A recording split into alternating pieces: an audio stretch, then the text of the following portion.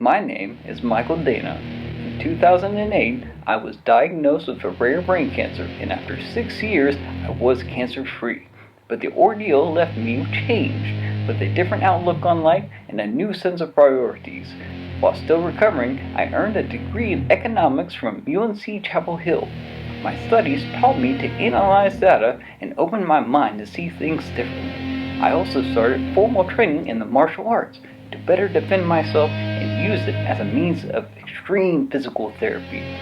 Since then, I've obtained black belts in 3 martial arts. I own and run a martial arts school and have logged over 51 teaching hours. To my friends and family, I'm a simple business owner. But to the martial arts world, I'm something else. I am Sifu Mike, and this is Dragon Theory.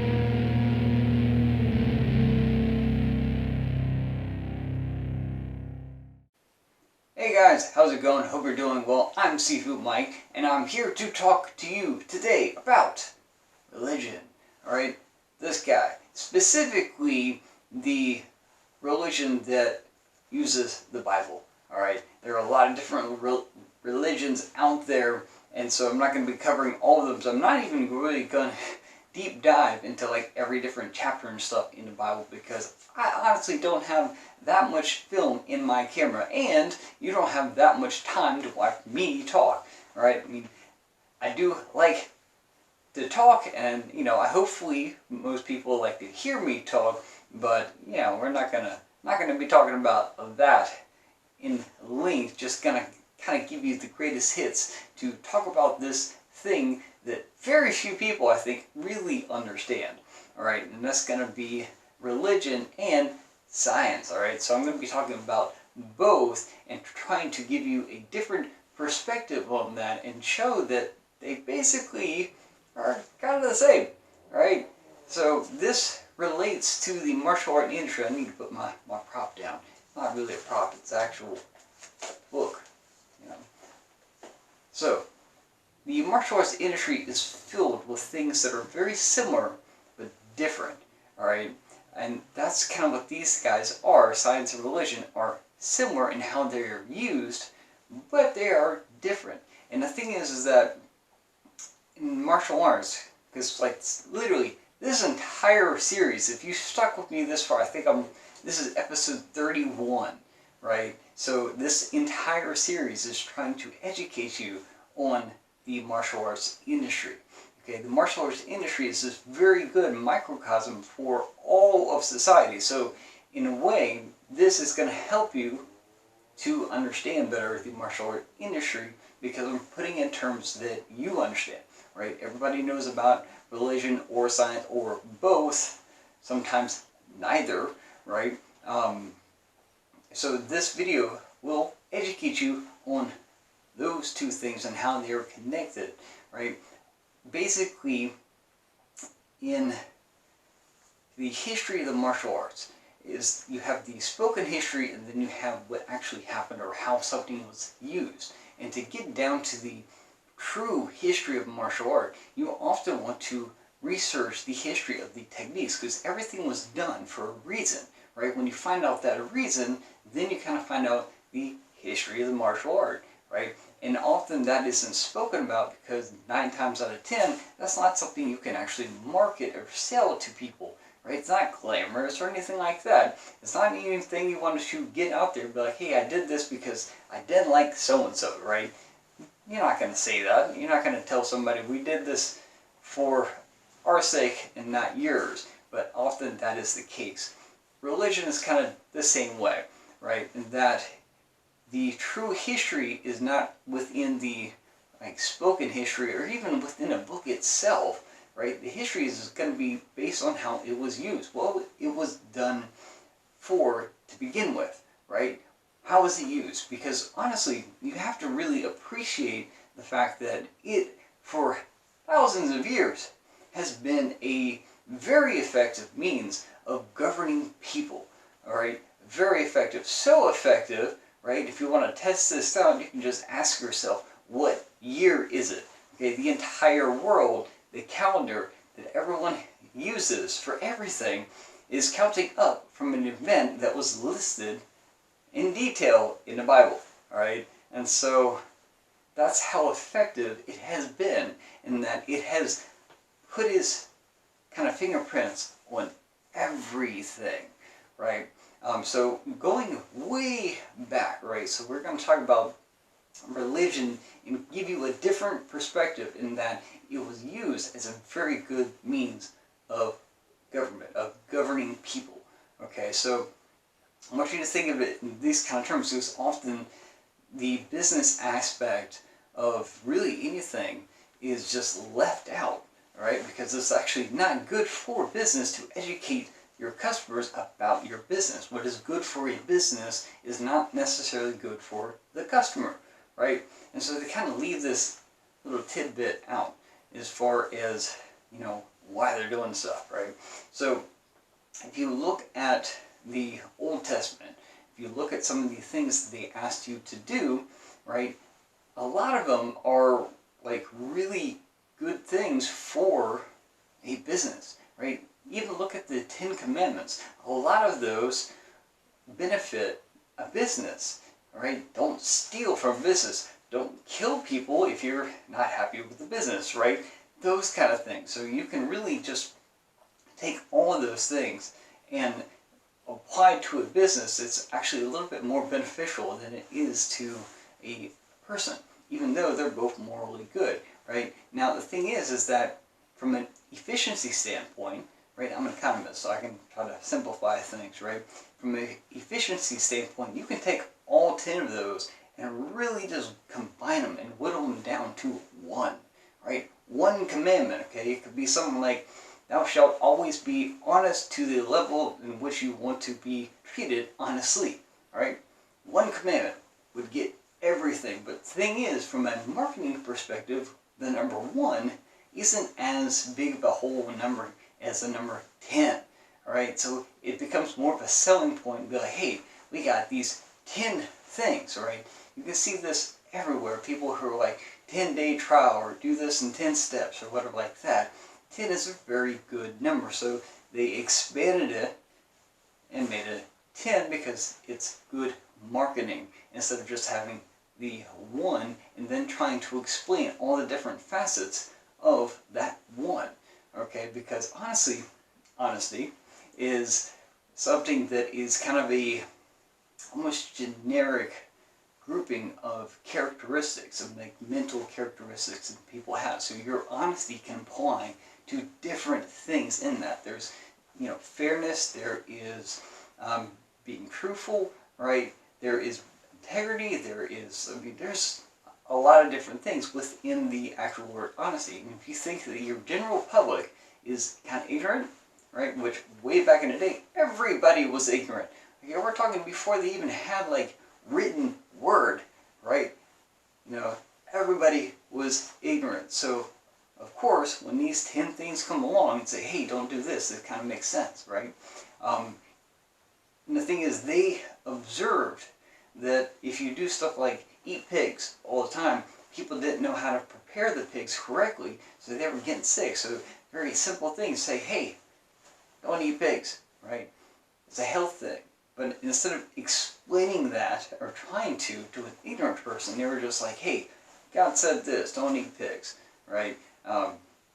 God said, hey, don't sleep around because, hey, that's a health issue, right? If you're getting STDs and everything like that. So there's things that they said, and they said, hey, God said this, because it's easier to believe in this inanimate object than it is to believe in a person who is right in front of you.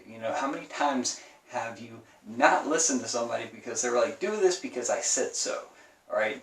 That doesn't actually fly. So they had to create this thing that would be almost like a reason to do stuff, and also a reason to explain why stuff happens. Okay, you can look at the almost folklore and literature for literally every single society in the world, and you will see that they all have something that they attribute to being these things. So like before science, there was like this thing and this thing and this thing. They're trying to explain that which they observed.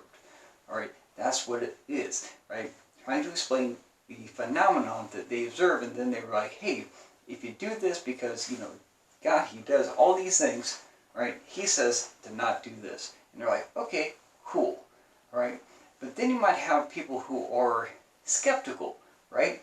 Because you always have that, people who ask questions. Well, if you look at the book of Numbers, right, that's an entire book that outlines like um, a legacy of a family tree kind of deal, a lineage, right? Just like a martial art business. Like, we're good because so-and-so, because so-and-so, because so-and-so. That is literally chapters in the book of Numbers where it's like so-and-so begat, so-and-so begat, so-and-so. Even like the well-learned person is probably not going to be like, dude, I'm not going to fact check that, right? That's entire like, hundreds, thousands of names that I have to go through and be like, hey, are these people actually real? Did this happen? It's impressive nonetheless, right? So they put that in there to add legitimacy to what they're doing, right?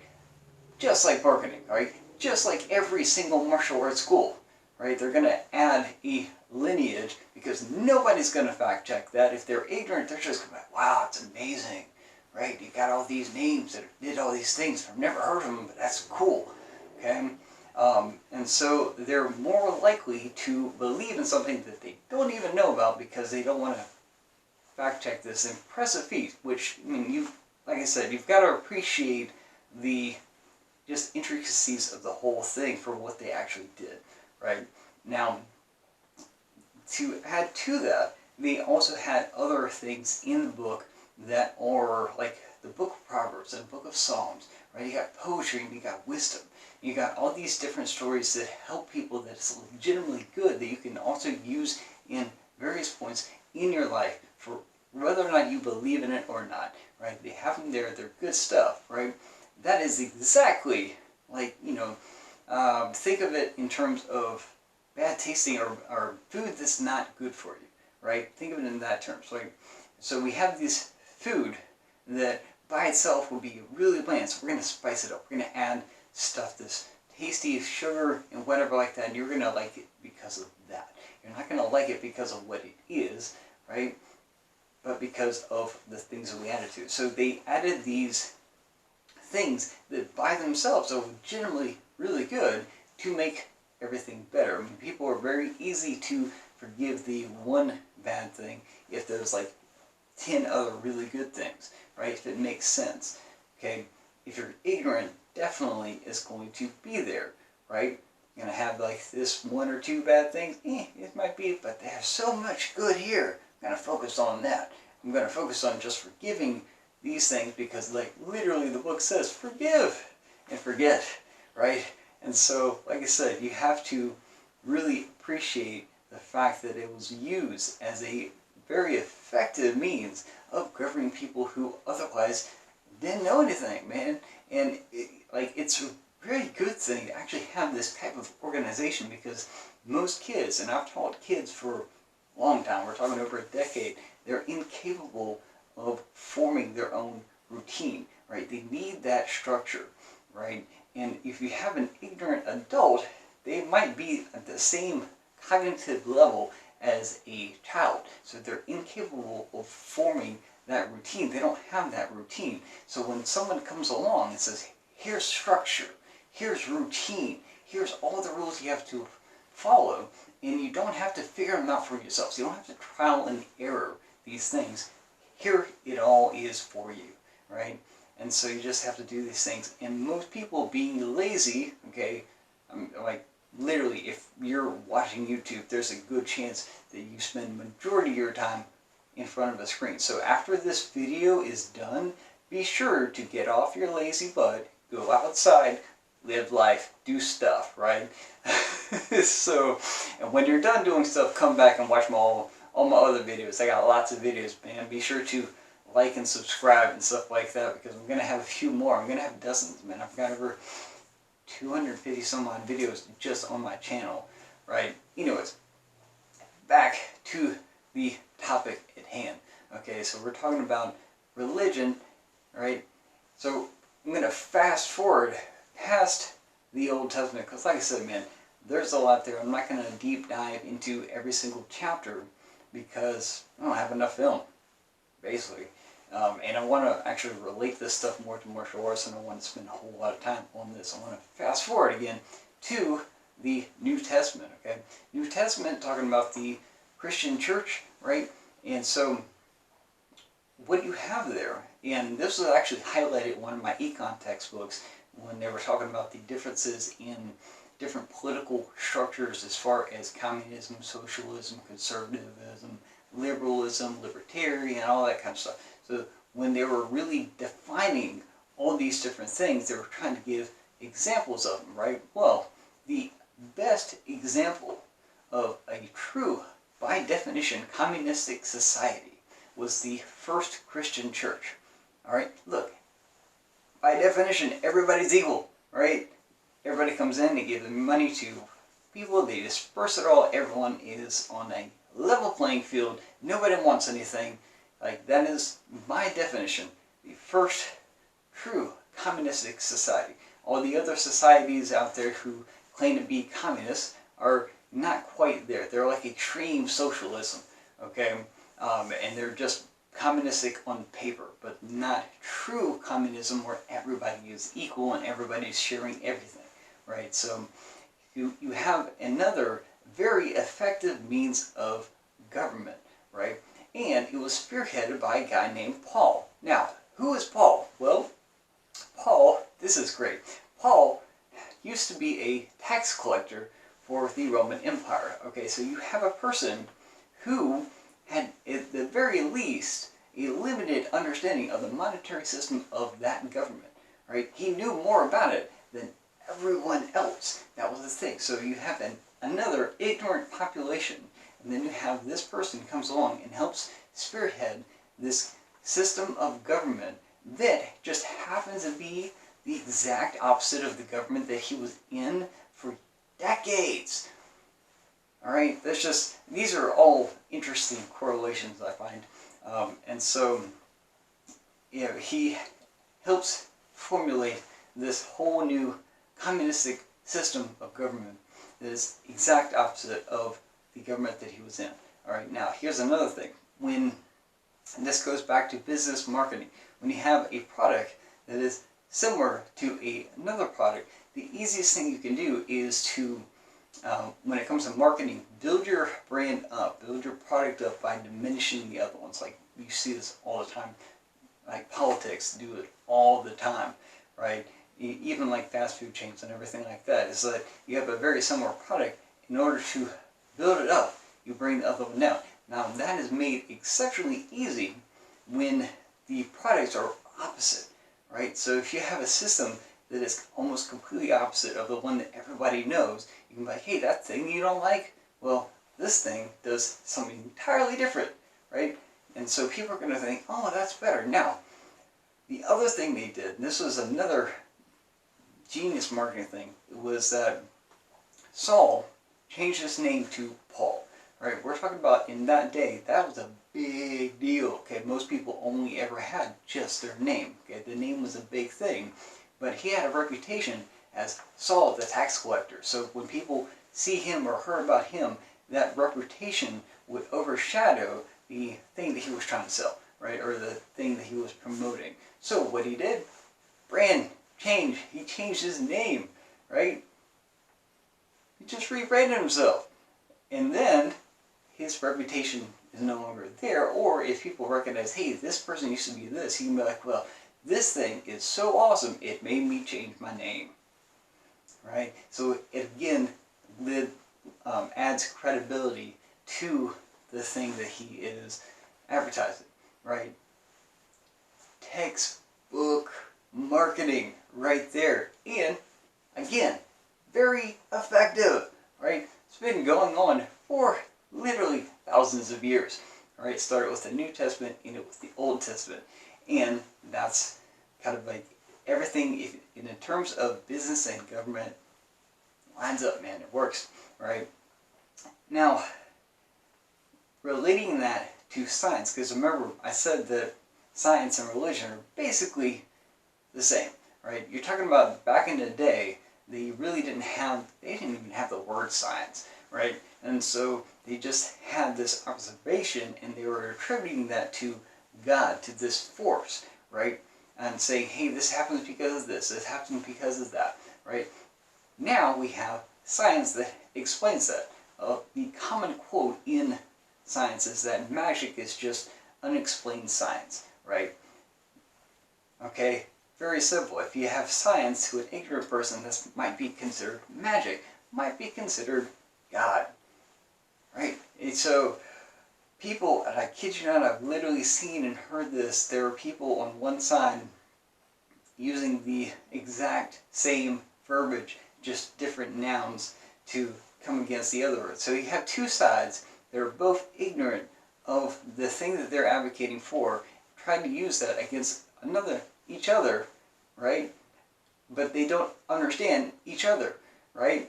And so you have a science person not understanding science, trying to use his science to bring down religion, not understanding religion. And the same thing on the other side, you have a religious person not understanding their religion, trying to use that to downplay and diminish the person who uses science, not understanding science. So you have two people who are literally just trying to win arguments. They're not trying to get better. They're not trying to understand themselves or other people. All right. If you look at the art of war, know yourself and know your enemy. Winning is a result. Neither side knows anything about themselves or about their enemy. Okay, it's amazing in my head, right? But hopefully by the end of this video, you'll kind of have a better understanding that, hey, maybe you need to research this and look at things a little bit differently and look at not what everyone is saying, but look at how it was used, right? Anyways, going back to what science is, right? Like I said, people have been using this for their arguments left and right. They're like, God is everywhere. God is all-knowing. God is never wrong. And then other people are saying, science is everywhere. Science is never wrong. Science is all-knowing. It's the same thing, right? They're using it to justify whatever they're trying to do, okay? So, when we get down to the very basics of what is science, science, essentially, is observation, okay? You observe something, right? It becomes a guess. You're like, I think this will happen. I observed that this apple fell on a tree and hit me in the head, right? So there might be this thing that doesn't have a name yet that is causing that to happen. Let me do an experiment, all right? That's a thing. The guess is called a hypothesis. When they do an experiment, they control for various elements or variables that could affect that outcome. Once that's out of the way, they have one thing to test, and they observe the results that occur after their test. If enough results point in one direction, it then becomes a theory. If all of their results point in one direction, it becomes a law. It becomes something that is like foundational, never change kind of deal. And so you use these things to better understand. And because we have, the written word, because we're able to record our observations better, we were able to build upon the things that we observed. All right, and that just accumulated. When we got technology in the mix, we had better ways of recording the information and processing that information much faster than our brains could. So science really just kind of took off. But the thing is, and I know this from my days doing statistics and everything, there's a thing called bias, right? Where you can manipulate any data to basically meet whatever conclusion you've already made, right? Or you can see what you want to see or hear what you want to hear, right? Everybody should know examples of people who never listen, never hear, never see anything, right? They're only seeing what they want to see. They're only seeing the thing that benefits them and their theory, right? They're not looking at just what it is, what it's doing. They're not observing that. I mean, I can't tell you how many times, if you look at history, that we've gone to war, we've made these big decisions based on inaccurate information, all right? It was not observed correctly, or it was observed in a way that it benefited the person that wanted us to do the action, take the action. So you really have to take stuff for a grain of salt, because like the science, if they just give you one thing, it's like, hey, I know that there are other things involved in getting that one thing. So tell me all this stuff there. I want to know the facts behind the facts, because science by itself is just a tool, but it's a tool to observe what is going on, right? And everybody knows that nobody is perfect, right? So you can observe something incorrectly, and you can do it multiple times. That's the thing.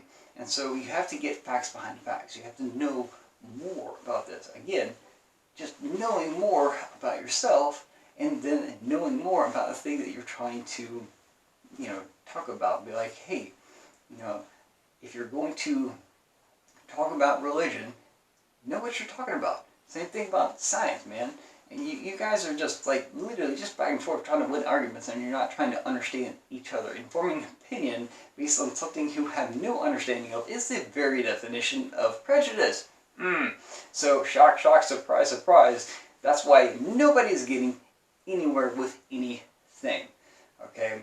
And so you have, like I said, science, very good thing, but it's just observation is observed by people, right? And so I know people are watching this like, well, the computer is never on. Computer is running a program that was designed by a person. Okay, if you think computers are completely infallible, just look at autocorrect.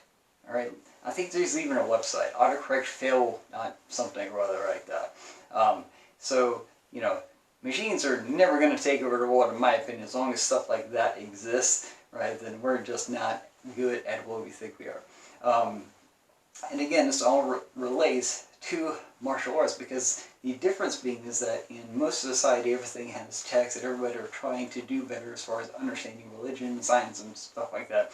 Nobody's doing that in martial arts, man. It is this uncontrolled chaos of a thing where everything is beneficial to the school, but not to the student, right? And there's this massive misunderstanding of everything. And that's kind of why I made this series, right? It's just, know yourself, know your enemy kind of deal. You can't effectively defend against something if you don't know what the something is, right? Knowledge is power. Power is control. And the easiest way to control somebody is to keep them ignorant, all right? Is to give them incorrect data, right? Is to say stuff like scientific evidence suggests, that you can add credibility to anything that you state simply by saying that scientific evidence suggested it first. Right? There's no actual scientific evidence being presented in that sentence, but it is literally used all the time. Okay? When I hear stuff like that, it just it's my pet peeve. I'm like, what is that? I want to know. Right? As, the person who has somewhat of a scientific mind, I want to know these details. I want to know the facts behind the facts. There's nothing wrong with knowing more stuff. Okay? It literally is the opposite of being prejudiced. It's finding out as much information as you can about something. You can literally be doing that for your entire life. That's the thing. Especially in martial arts, is that when you get your black belt, that is the basics of martial arts. That is the beginning. You can literally keep doing this for the rest of your life. Martial arts, they don't die. I mean, they did. Yeah, I'm getting my quote backwards. I'm getting like kind of up in here. A martial artist doesn't retire, they just die, right? They're here one day, gone the next. It's a lifestyle, right? You just keep doing, you keep learning, because there are multiple different ways of doing the same thing. Just like there are multiple different ways of getting you to do the same thing, okay? Before it was a religion, right? Now it is science, okay?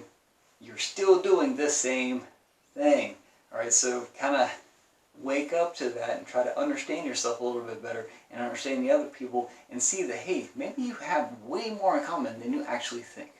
Okay, so one last little detail here. Remember how I said that all 10 of the 10 commandments could be summed up in one commandment?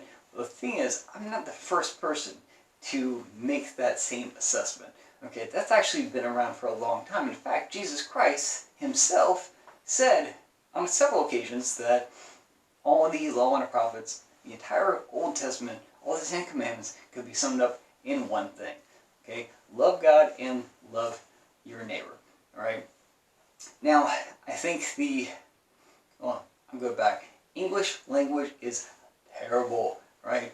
And so English language, we say and, all right, so we think, everyone thinks it's two, really, they're one, okay?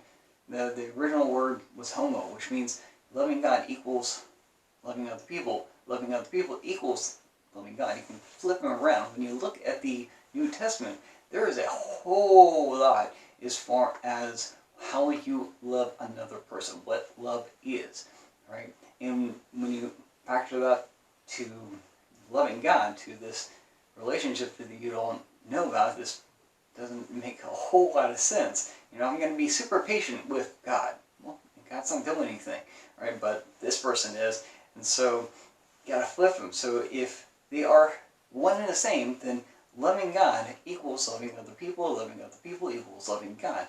There is nothing you can do to love God more than He loves you. Because think about it. In that New Testament, they liken Jesus to being the Son of God, to being God, right? Then they also said that the greatest love that you can have for another human being is to sacrifice your life for them, okay? Well, that's what Jesus did, which means if Jesus is God, then He already loved everybody way more than you could ever love Him, right? So it's almost kind of pointless to put a lot of time and effort into making this relationship better that you don't understand, all right? But the person next to you, you can totally do a whole lot of things to make that relationship better, okay? All right, you can love that person. At the end of the day, man, if you die and you go to heaven, you're kind of give your account of what you did on the planet on this very short amount of time that you existed. All right, it probably would be better if you erred on the side of, hey man, I spent all my time trying to make life better for everyone around me, right?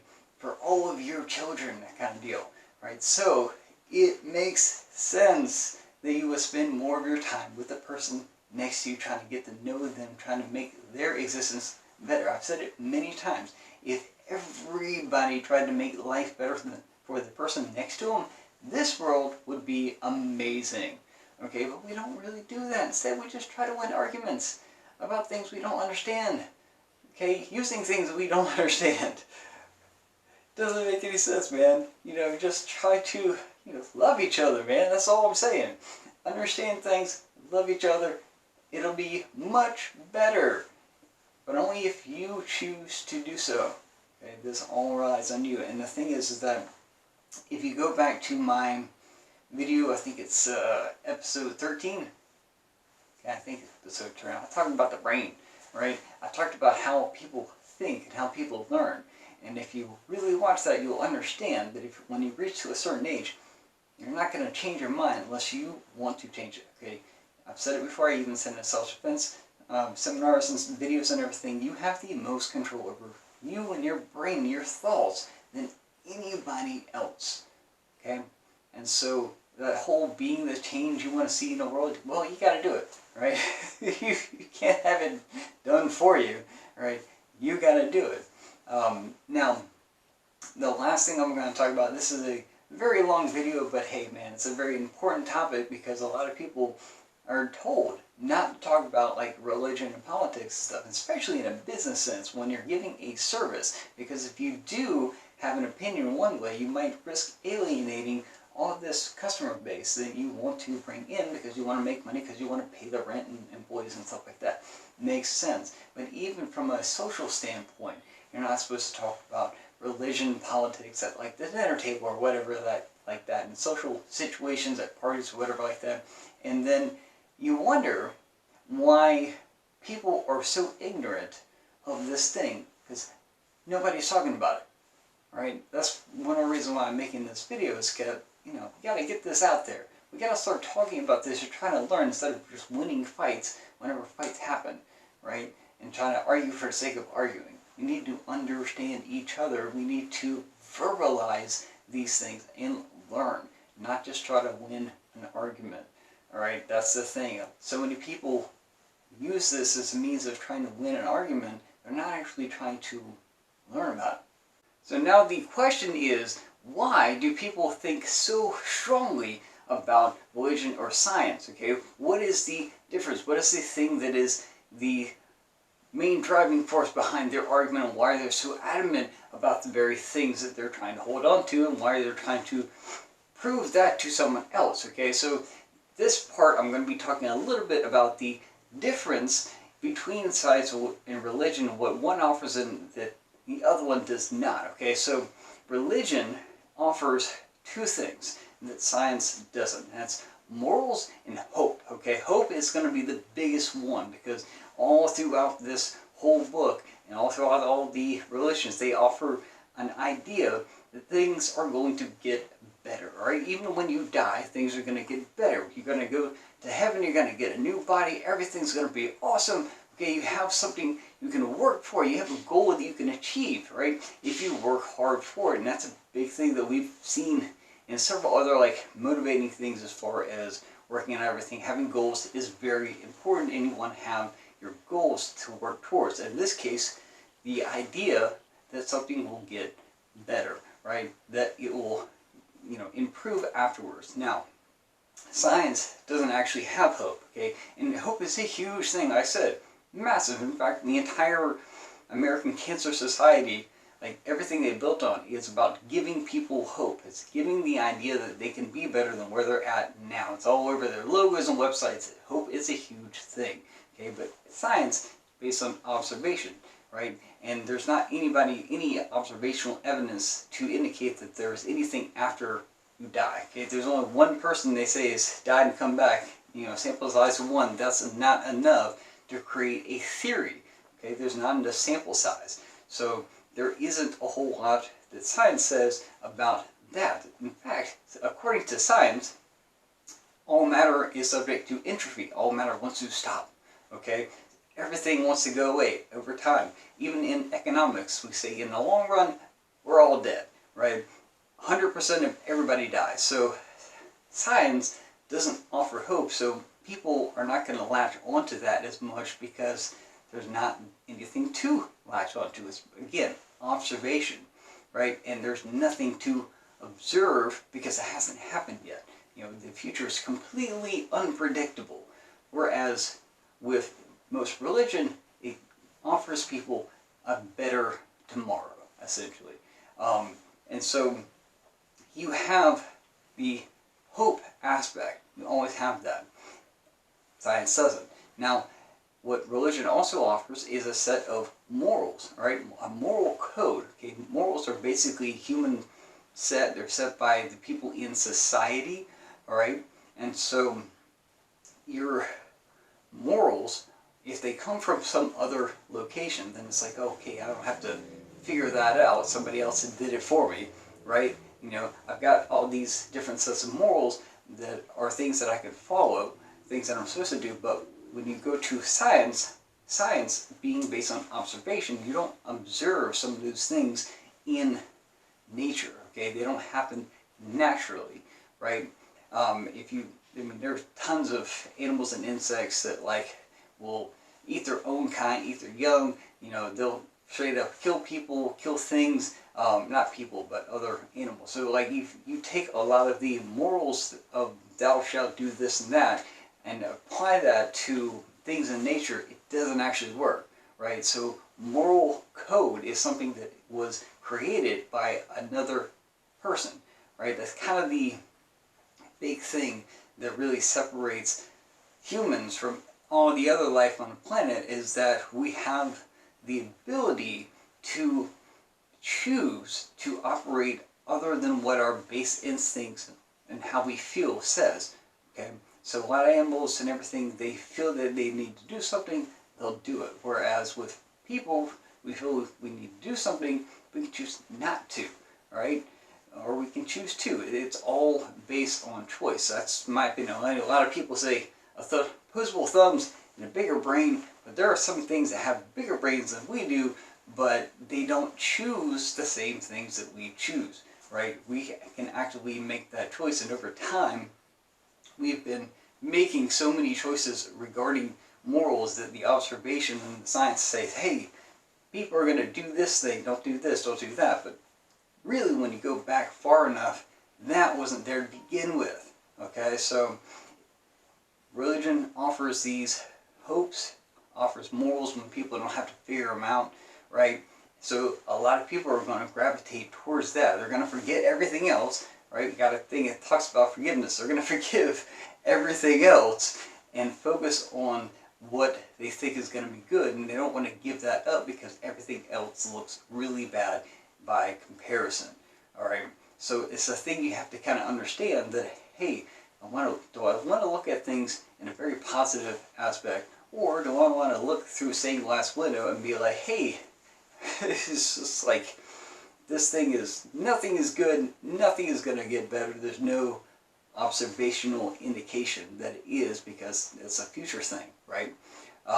And so you have to kind of pick and choose where they're at, and you have to mentally choose what to focus on, right? Because I'm a cancer survivor, and I can tell you that the number one thing that every cancer patient has, the only thing that they have, is hope that they won't have cancer, that like the next day is going to be better than today, the next hour is going to be better, and you don't want to lose that. So it's very important, right? So there is totally a way for a person to think in terms of both, to be very scientifically minded, but choose to be positive and have hope and think there is something better after this world, you know, or even in 5 years or whatever like that, right? So that is a very big thing. That's going to be the difference really between the two, is that one offers this thing that we have no clue will ever happen because it's in the future, and another is recognizing what is, all right?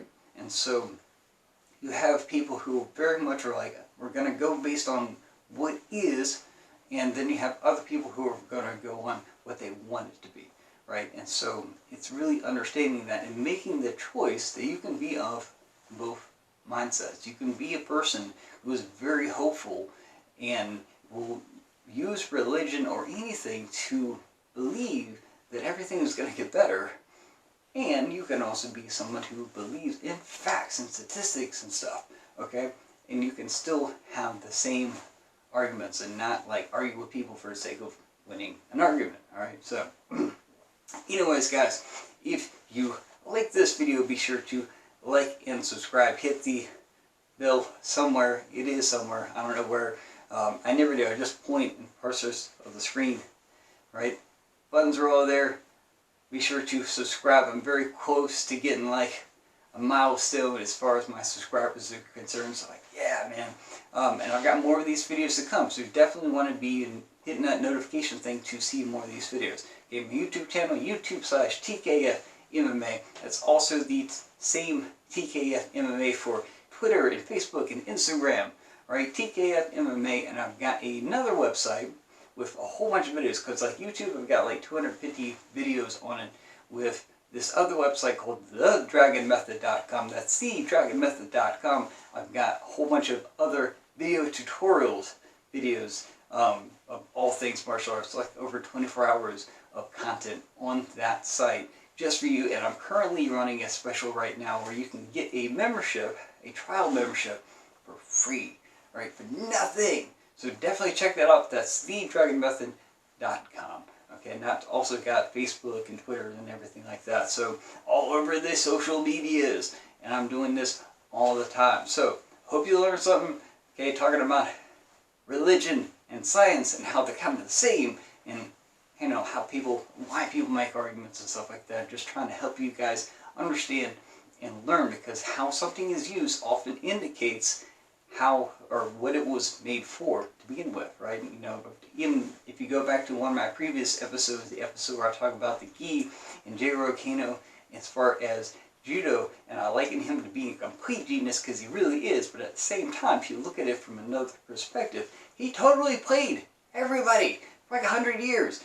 Played it really, really hard, like a metal drummer on crack, just like sticks flying everywhere, cymbals broken. You can think of rhythmically seizuring to a beat, alright? He totally played you guys.